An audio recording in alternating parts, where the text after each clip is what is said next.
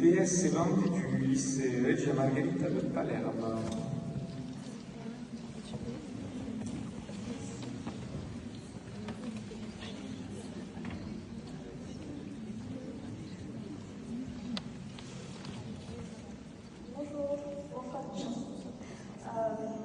Tout d'abord, je tiens à vous remercier d'être là. Je suis tellement ravie de vous rencontrer en personne. Bien, je sens pas peu. Dominique Barberis offre une exploration poignante des enchevêtrements de l'amour, mêlés à une délicate prose. L'auteur décrit avec habileté les nuances émotionnelles des relations, tout en capturant la complexité des personnages, comme par exemple le silence qui peut être une façon d'aimer, une façon à gérer les émotions. Cela rend le roman très attrayant. La façon dont l'auteur explore les facettes de l'amour en examinant les sacrifices que les personnages sont prêts à faire pour être ensemble. Ainsi que les conséquences de leur choix. La perte d'un proche peut apporter une tristesse infinie et de la mélancolie dans la vie de n'importe qui, et c'est le cas de Madeleine.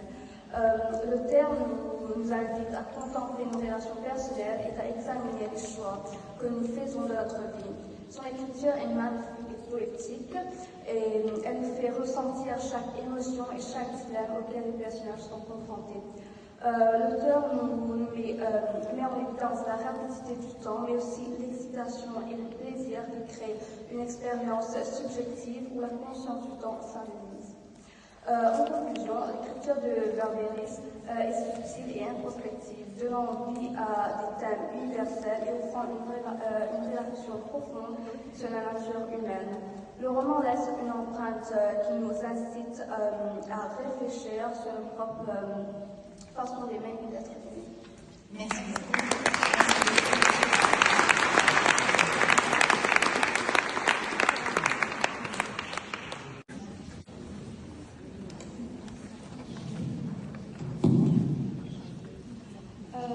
Je remercie Camille Laurence d'être ici. Alors, j'ai deux questions pour vous.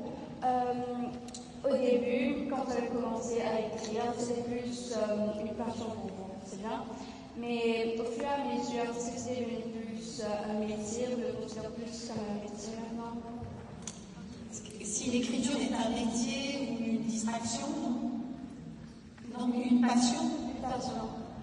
Ouais, mais est-ce que maintenant vous le considérez plus comme un métier et vous... Écoutez, c'est une activité qu'on fait qui demande beaucoup de travail. Donc c'est vrai que c'est une espèce de besoin, on peut considérer ça comme une passion parce que et en même temps, évidemment, on n'est pas toujours inspiré, on n'est pas toujours dans un état qui permet d'écrire avec une extrême facilité, moi très peu en réalité, et c'est vrai qu'il faut avoir, je pense que Camille Laurence serait d'accord avec moi, quand on écrit une discipline qui ressemble quand même un peu à celle d'un métier, c'est-à-dire qu'il faut quand même à certains moments s'asseoir à sa table, y rester, tirer son texte, le relire. C'est pas tout à fait un métier, mais il faut s'y tenir pour arriver à développer un roman, d'autant qu'il y a des moments où on doute, où on n'avance pas. Si on ne travaille pas, travailler, ça fait plus penser au métier qu'à la passion.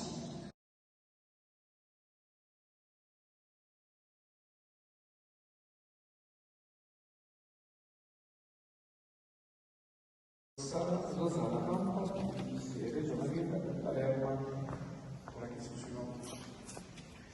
Bonjour madame, je voudrais vous remercier d'être là avec nous et j'ai deux questions différentes. La première question c'est, à votre avis, la vie de Madeleine aura pu être plus heureuse avec l'équipe de gens? Il l'aurait aimé jusqu'à la fin de son mari? Ça c'est une question à laquelle évidemment on ne répond pas puisque les points et les notions différentes. Alors, pour être très honnête, plus heureuse avec son mari, serait mariée avec lui, serait devenue son mari, et donc elle serait peut-être retrouvée dans une forme d'ennui. Peut-être même que si elle ne va pas plus loin, c'est qu'au fond d'elle-même, un petit peu comme la princesse de Clèves qui a été évoquée, j'en suis très heureuse tout à l'heure, elle se dit que il sera avec une autre comme il est avec elle, et qui a cette idée-là, et peut-être cette idée-là chez elle, peut-être, donc voilà, pour répondre à dire vrai, peut-être un court moment, et peut-être qu'elle vivrait, c'est ce que pense la princesse de Clèves, d'ailleurs, dans une jalousie épouvantable et de la peur, parce que c'est quand même un homme qui a du succès, voilà, je ne crois pas. Merci, j'ai une question. Votre livre est un mélange de douceur et de mélancolie. On le lit facilement, l'histoire est captivante, mais quel est le message que vous avez réellement voulu transmettre à vos lecteurs? Alors, je n'ai pas de message à transmettre. Je dirais que si j'ai quelque chose à transmettre, ce sont plutôt des questions, des questions autour de cette histoire d'amour qui n'aboutit pas. Je pense qu'on peut se poser toutes sortes de questions sur, et ça a été dit d'ailleurs, succéder à la vie d'une femme à cette époque, sur ce qui motive Madeleine. Voilà, si j'ai quelque chose à transmettre, d'ailleurs, ça a été dit parfois dans les quelques lectures qui ont été faites, c'est peut-être précisément cette mélancolie.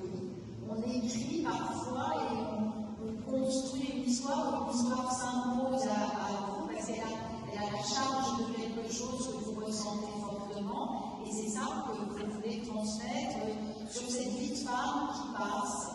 Voilà, et qui aura été un moment éclairé par cette histoire d'amour. C'est tout ce que j'ai voulu transmettre, en fait.